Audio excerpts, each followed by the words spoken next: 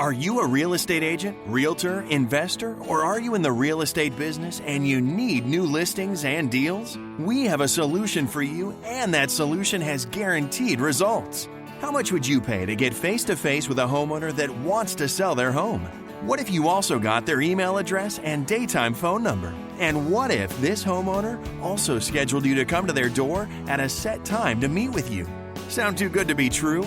It isn't. And it is 100% guaranteed for you to meet face-to-face with a real homeowner who really needs to sell their home.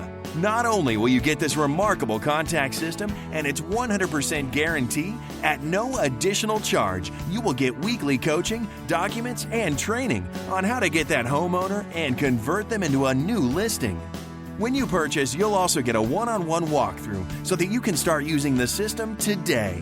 Visit www.thelistingmonster.com. That's www.thelistingmonster.com. Or call Diana Ortiz at 213-706-0040. Stop wasting time the old way. Use a monster and get actual results today.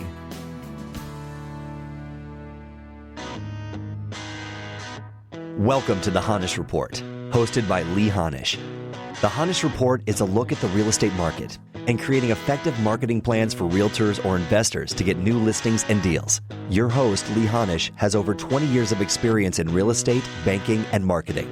Over the last 6 years, Lee has developed cutting-edge marketing and was named one of the most innovative marketers in America. With over 1 million views, Lee continues to be an advocate for the entire real estate community. Enjoy today's show. Hi everyone, welcome to the Honish Report. My name is Lee Honish. Today, the curious case of NAR banning Zillow and their lawsuit, or Zillow banned by NAR from attending any event in 2016.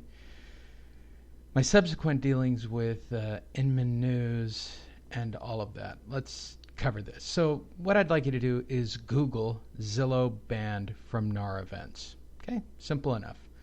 The first story you'll see at the top of the page is by Housing Wire. It is an independently written story written by Ben Lang. Below that, you'll see a story written by Inman News originally on May 23rd, and on May 29th, the story by GeekWire. So I guess the initial story was written by Inman News on May 23rd, picked up by GeekWire on the 29th, and then Housing Wire on June 1st. For those of you who don't know, these three websites are in the business of generating news stories, right, that would be interesting to you as a real estate professional, so that you would be interested in hiring one of their advertisers. That's why they create the content. Same reason I create this content, right?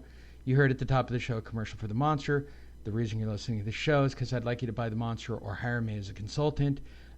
Or if I create content on my website, I want you to hire or click on one of my advertisers or hire me as a coach or a consultant or for marketing. Simple as that, right? That's why news is created. That's why content's created. That's how you monetize content. That's not the end of the story. So I did an initial posting based on the Housing Wire written by Ben Lane back in June. This past Saturday, because I didn't really have anything original to post, I just went through my old Honish Report blog archives and found a story that was germane, right? I'll use the term that's used in the industry, clickbait, right? A story that I knew that was out there, that was in my own blog already.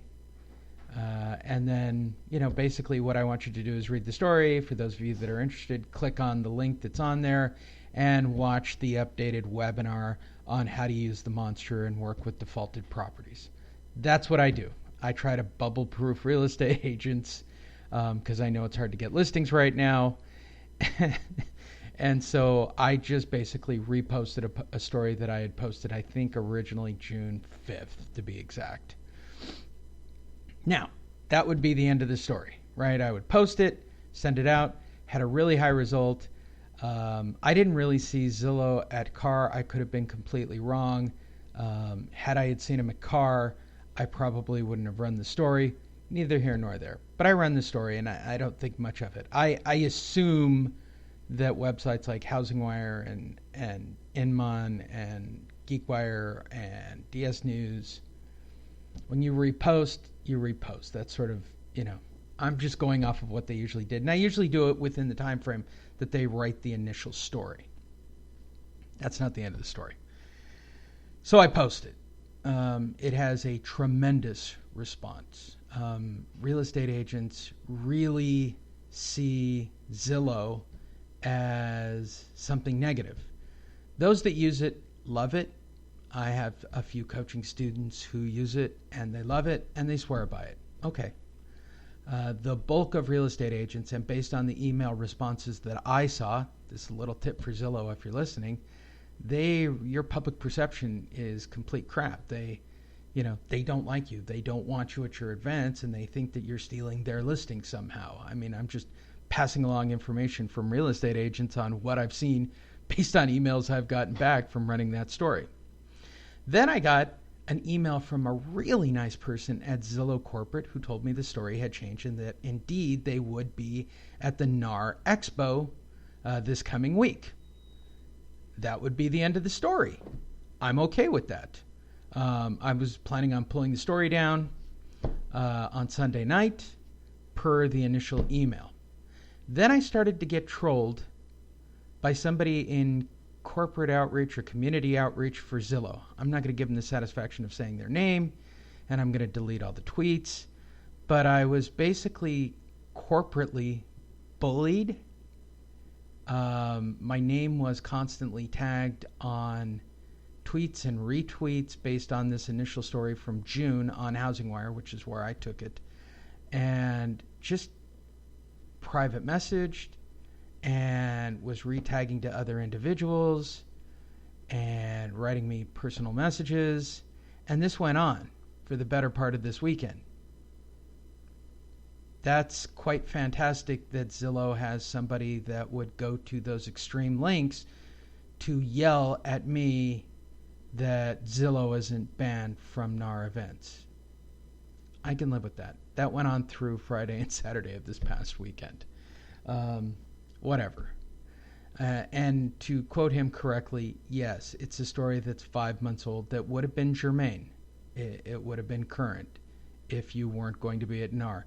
And had you had known that somebody really nice from corporate had sent me an email and asked me to take down the story, perhaps you wouldn't have written the threatening, alarmingly bullying tweets and trolling me. Somebody who doesn't even follow me. Neither here nor there. Then, that should be the end of the story. Message received from Zillow. We're really going to be at NAR, and we really don't like this story. Message received. But that's not the end of the story. On Friday night, I get a call from Brad Inman's Inman News from somebody in corporate. Didn't ever tell me their name. I do have their phone number. The call really did exist. Who threatened me with legal action for reposting one of their stories without citation. Okay, let's get this straight. Unless HousingWire, who is owned by a separate LLC, to my knowledge, out of Texas, they are a separate company, right? They, for those that don't know, HousingWire is a private LLC that is located in Texas. All of their information is available at the bottom of the website. I can see no connection between HousingWire's LLC and Inman News, right? As far as I can see. They are a separate entity. Much like Inman News, they are in the business of creating content and running click ads on their website to generate business. A model that I'd like to do on my website, but I think I'm closer and a little more related to DS News. I talk about defaulted services. I mean, that's just kind of my niche. But neither here nor there. HousingWire is a separate entity. And in all honesty, I did borrow from HousingWire without citation to a story that was written on June 1st by Ben Lane on HousingWire. That's where I got my story. Period. I'm taking the story down off my website, but feel free to Google and look at the stories that are all still posted. What I was informed by the person trolling me on Twitter from Zillow Corporate and from the person at Inman News who yelled at me and threatened me with legal action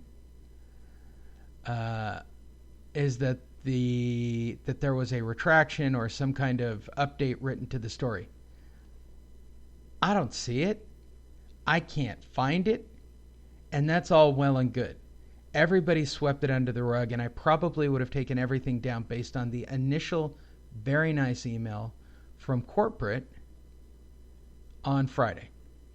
So Zillow will be at NAR this coming week. And if you're one of my coaching students and you use it, good for you. If you're somebody who hates Zillow, avoid them. And as for Inman News, I'm really disappointed that they had somebody call and yell and threaten me with legal action for a story that wasn't even their own. But again, if Inman News, a private corporation, owns HousingWire, a separate LLC, to my knowledge, other than what I can tell or my lawyers can tell based on what's structured on either of their websites, they are two separate companies. I am very disappointed that Brad Inman hires people who don't have the ability to read. Very disappointed. And if she wasn't so fantastically over the top on her call to me on Friday, and perhaps if I didn't have any legal understanding, the worst case scenario here is that I didn't cite the initial story. That's what happened here. But I pulled this, and I pulled the initial story out of the initial person who told me the story had changed. Apparently, Zillow has mended their fences with the National Association of Realtors, and this is all stemming from, really, literally from Realtor.com, Move, Zillow, everybody getting a feed, and basically, you guys know the story. It's tiresome. And if that's what you're into from a marketing perspective, hey, go hire Zillow. My stance on it is, I think you guys are all having difficulty finding listings right now and piggybacking off of other people's listings by buying click ads on a Zillow or a Realtor.com. I think your dollars can be spent better elsewhere, but that's strictly my opinion. Zillow, from what I can tell, inside corporate, run a very good business. They handled everything professionally. In the matter of this case or this story, they asked me to politely take it down. I told them where I cited it, but there was somebody on Twitter. That's the one I have an issue with, where I was literally trolled and bullied, who told somebody over at Inman, my guess, which is why Inman contacted me and then yelled at me and told me they were going to do something legal and that I get one chance. I guess if it was your story, that would be an accurate statement. But it generated this, which is generating more content for me. I mean, all you guys have managed to do is make the story relevant, and my question would be, why do you guys care so much? I mean, I admit I have an email list of 150,000 real estate agents, and they do click and they do open. I do have a high traffic rate to my website. It's verifiable, and you can check it through all the appropriate sources. And unlike other news sources, 100% of my traffic is U.S.-based. You can read into that whatever you'd like. My advice is to go on a service like Alexa or any of those and look and see where the sources of people's traffic comes from. And I say this to the advertisers. If you're an advertiser, look at their back-end numbers and their time on site. It's just a little piece of advice for everybody who listens. That's a big, long 5 or 10 minute, I don't know, however many minute tirade. I don't know how long that was. My goodness, 13-minute tirade about this whole thing. And you guys don't care about